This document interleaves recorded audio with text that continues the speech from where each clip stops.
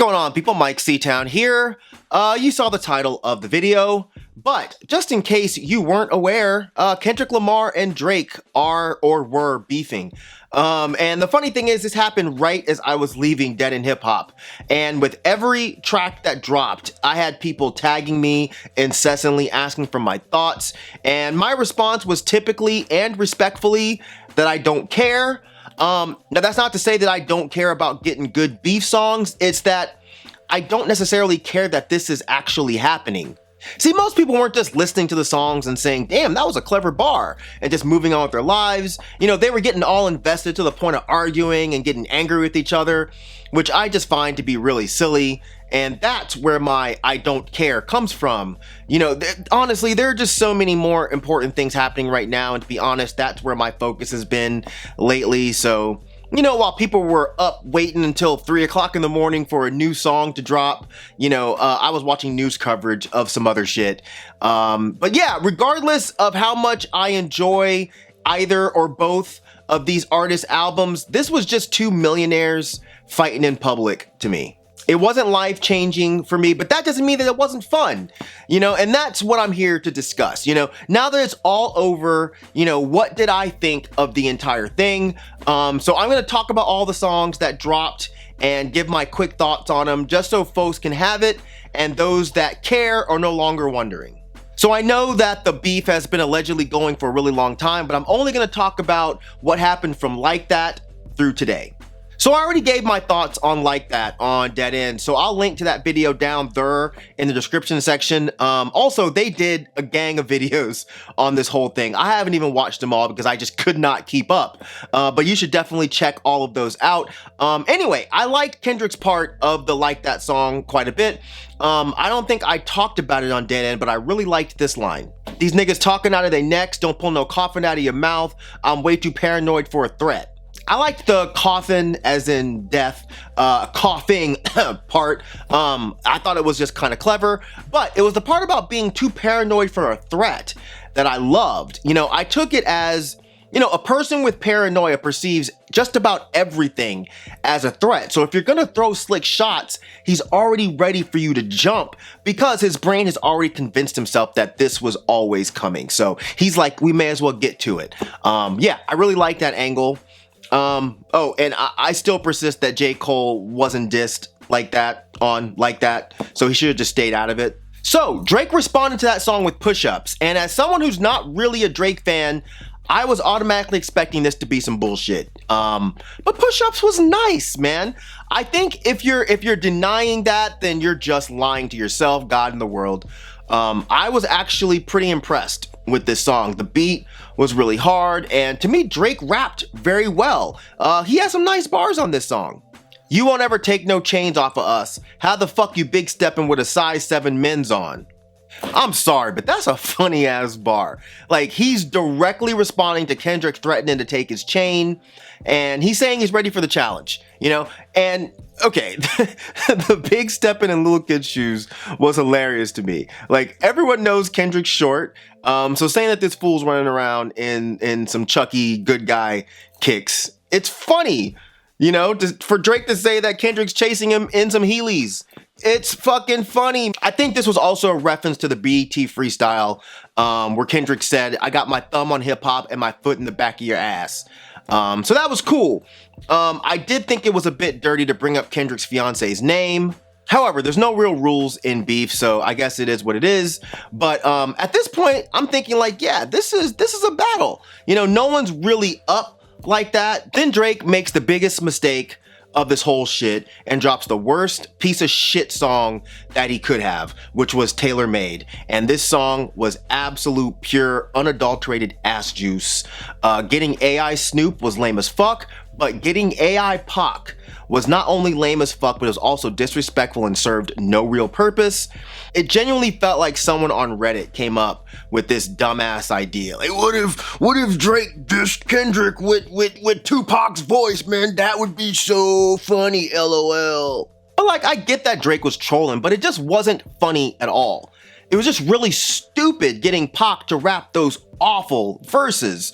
So instead of Drake keeping this to him versus Kendrick, By doing this cornball ass shit with Pac, now he's involved an entire West Coast that really looks at Pac the way white Republicans look at Jesus.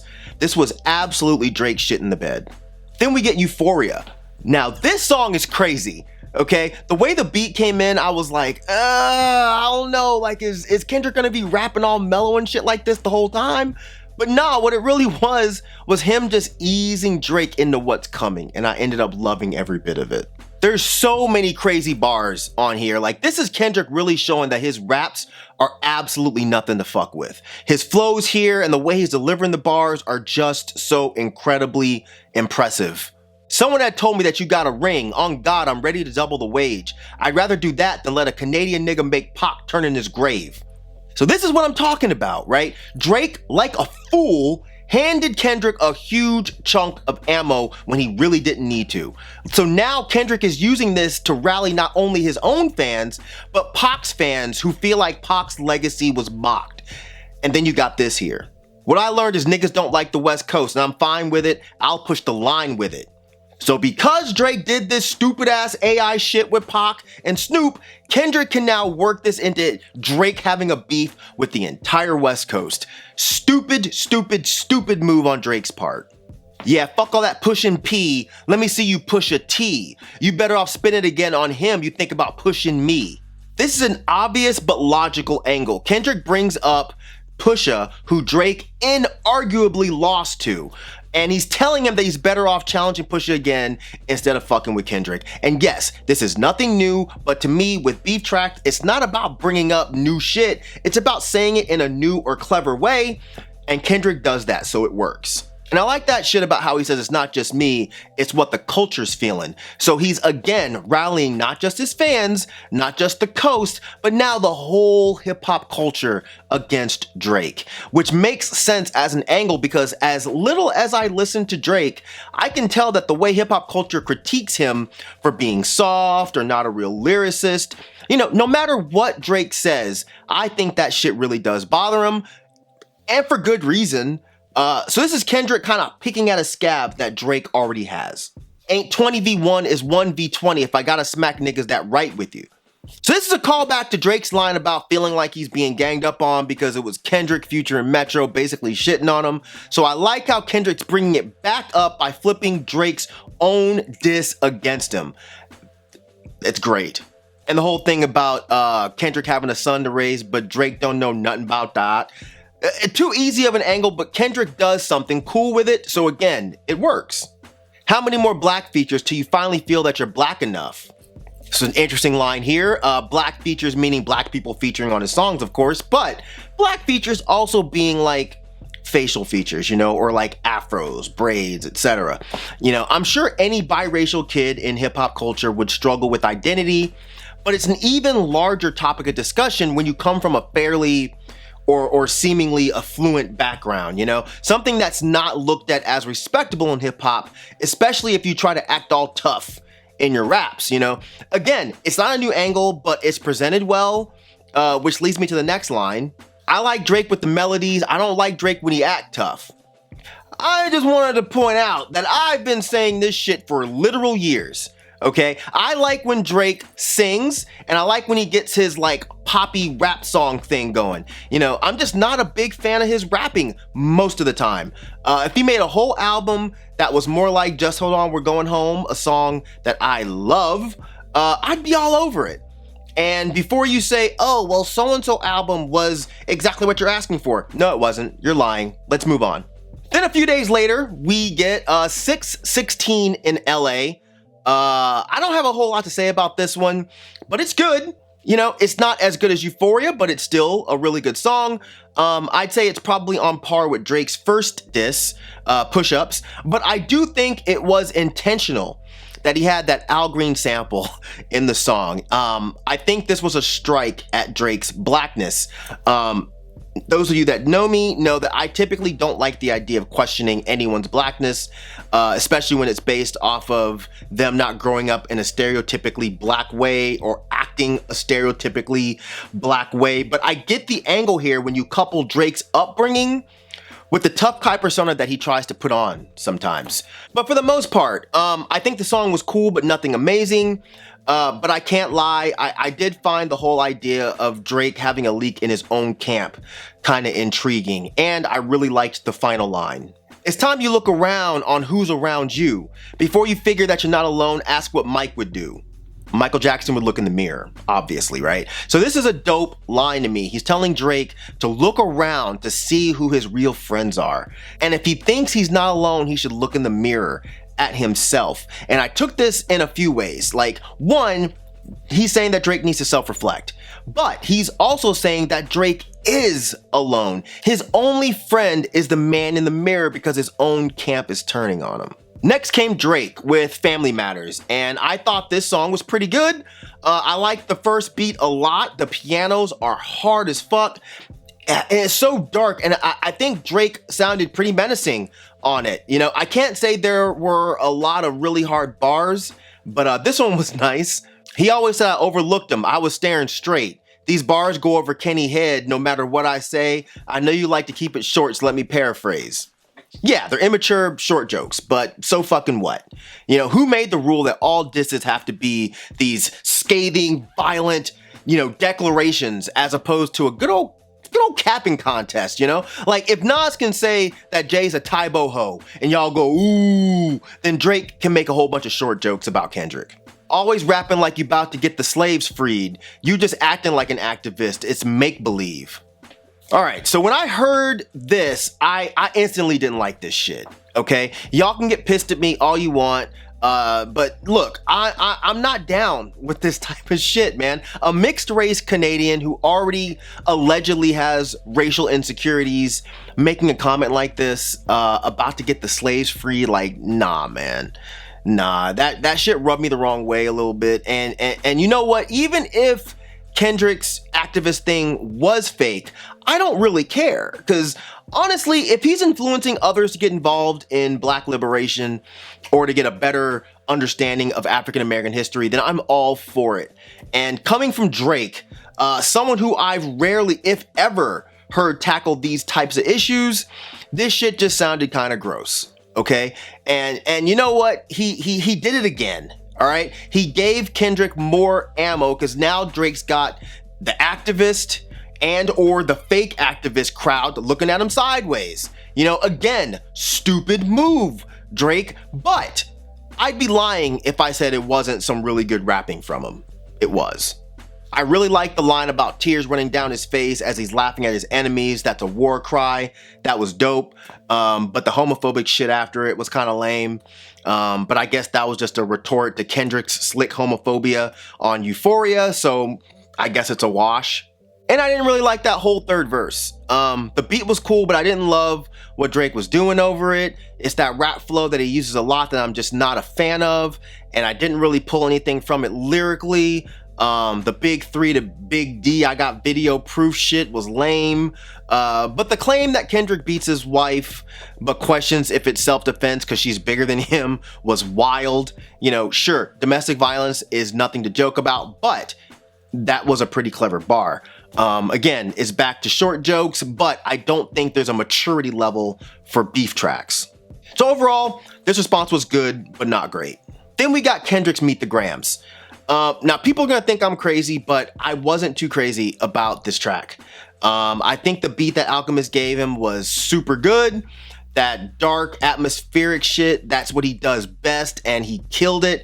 I love the spooky pianos. It legit sounds like the backdrop to a horror movie. It was the perfect instrumental for what Kendrick was doing. I just didn't really care that much, you know, and there wasn't really any bars that made me go, whoa, with the exception of that part where he's talking to Drake's mother and he says, your son's a sick man with sick thoughts. I think niggas like him should die. Him and Weinstein should get fucked up in a cell for the rest of their life. I thought that was pretty cold. I thought starting off a song talking to your opponent's son was cold. You know, that's a diabolical scheme. But yeah, that's kind of it for me with this song, if I'm being honest. Out of all the Kendrick songs that came from this disc, this is the one I listened to the least. I know this one hit for a lot of people, and that's dope. And I know that a lot of folks were really hyped on Kendrick revealing that Drake has another child, this time a daughter. But honestly, I don't care, man. Outside of feeling bad for the kid, if she actually exists, I'm not invested in Drake or his life to give a shit if any of this stuff is true. So this one just didn't really hit like that for me. Then 2 days later, Kendrick drops Not Like Us. And how did I feel about this one? I'm gonna tell you right now. Beat your ass and hide the Bible if God watching. This to me was the best song to come out of this entire beef. Okay, first off, that mustard beat is just too good. Look, if you've never been to California, as someone who lived a large chunk of his life in Sacramento, Santa Rosa, and LA, put this shit on and you will feel like you have been to California. I absolutely love the bounce that it has. And the way Kendrick rides this beat is absolutely masterful. Now, he's not doing any crazy lyrical gymnastics, and that's because he doesn't have to. You know, a song like this doesn't require that. You know, people might listen to this song and think his flow is rather rudimentary, but I disagree. I think the way he's delivering the bars on just about each and every line is laid out so perfectly and calculated that I just love it. Why you trolling like a bitch? Ain't you tired? Trying to strike a chord and it's probably A minor. When I heard this line, holy shit, I hollered, okay? Professor Sky brought this up in one of his incredible videos, and he absolutely spoke my mind about the fact that Kendrick was able to somehow indict Drake for being a sexual abuser of younger women, but at the same time, make a clever and humorous bar out of it. Like, we can all view it as hypocritical for someone to see sexual assault as the absolutely horrendous crime that it is, but simultaneously look at this bar and say, God damn, that was a really clever and funny way to say you're a piece of shit. You know, it's an interesting dichotomy that I could probably do a whole video on, but I don't think I will. And the way that he's implying that there's other pedos in Drake's camp, I think is an interesting angle. You think the Bay gonna let you disrespect Pac, nigga? I think that Oakland show's gonna be your last stop, nigga. This goes back to what I was saying about Drake now versus the entire West Coast. Whether Kendrick thinks that this is truly the case or not doesn't matter. In terms of this song, it's now being represented that way, and that's what matters. And that whole scheme about how Drake was exploiting Atlanta rappers is deep to me. And when Kendrick says how Atlanta was a mecca when it came to railroads and trains during slave times, you have to think about the place that Atlanta and the surrounding cities has had when it comes to race relations over the years. And, you know, when you consider how Atlanta was a place of a huge turning point for the Civil War, you know, how slavery was an indispensable part of the economy here at that time, you know, the legal restrictions that black folks had to put up with here. And even with all of the struggles and opposition that they had, black folks were still able to create businesses, found churches, but Atlanta still had a lot to overcome, and not to mention that Atlanta had one of the bloodiest race riots in 1906. So to throw Drake into this, you know, someone who makes these almost jokes about black folks as slaves and say that he's taking advantage of black Atlanta rappers and then saying he's not a colleague, he's a colonizer. This is much deeper to me than a simple barn scheme. If you go look up some of the things I talked about, I think you'll kind of get what I mean. See, the beauty of this song is I always joked that Drake beefing with someone is just gonna result in Drake making some lame pop song where he's sing dissing. But what Kendrick did is beat him to the punch. Not with the singing, but making a pop song out of this beef. A song that'll have folks dancing and partying. But what are they dancing and partying to? The downfall of one of the biggest pop stars in the entire world. Like, Kendrick has managed to make calling Drake a pedo a party chant. And for me, at this point, it was absolutely game over. Like, the song is great from beat to rapping, and if I'm being honest, it's actually now one of my all-time favorite Kendrick songs, period. You know, I'm not even remotely exaggerating when I say that I listen to this song every single day for a week straight. It's that good to me. Then lastly, Drake drops The Heart Part 6. And I can't front, this was a really good song. I think the beat was really dope and it was soulful, and I think Drake sounded fantastic over it. I repeat, fantastic. He sounded calm and precise, and I like how you could tell that he was bothered by what was being said about him, but he held it together on the verses, and he had a few really nice bars. Deep cuss and never healed, and now they got infected. Like if Dave really fucked your girl and got her pregnant. Talk about breeding resentment. It's implying that Kendrick's manager Dave Free fucked his girl, and the kid that Kendrick says is his is actually Dave's. Now, I don't know if this is true. It's actually none of my business if it is. I don't care. I'm strictly commenting on how Drake composed the bars, and I think that was nice.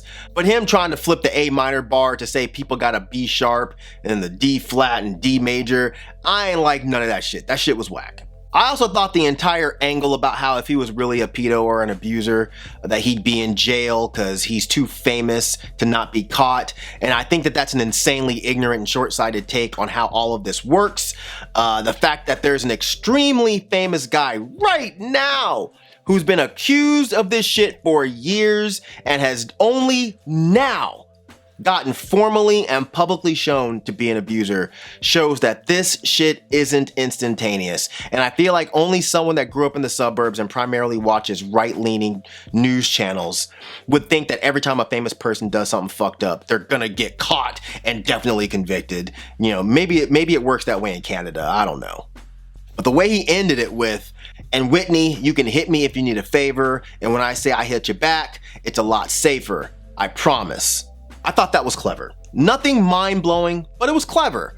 And this follows him asking why Whitney, Kendrick's fiance, hasn't publicly denied the allegations. Again, I'm not trying to get deep into this murky, dramatic water. I'm just saying when it comes to these bars, I think the angle works. So yeah, overall, I think this was a really good song. I think Drake sounded great and did what he needed to do. Whether or not it's true that he fed Kendrick the fake information about the daughter makes absolutely no difference to me. I don't give a shit.